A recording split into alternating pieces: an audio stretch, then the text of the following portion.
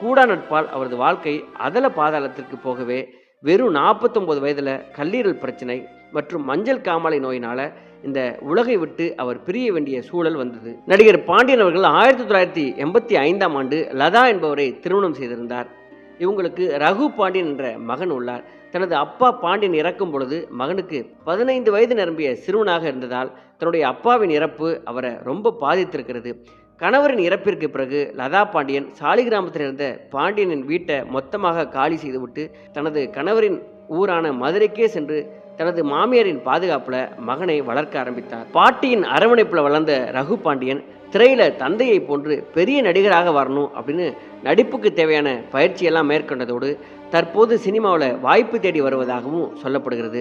பட உலகில் நுழைவது என்பது சாதாரணமான விஷயம் இல்லை. அப்படிப்பட்ட வாய்ப்பு கோடியில் ஒருவருக்கு தான் கிடைக்கும்.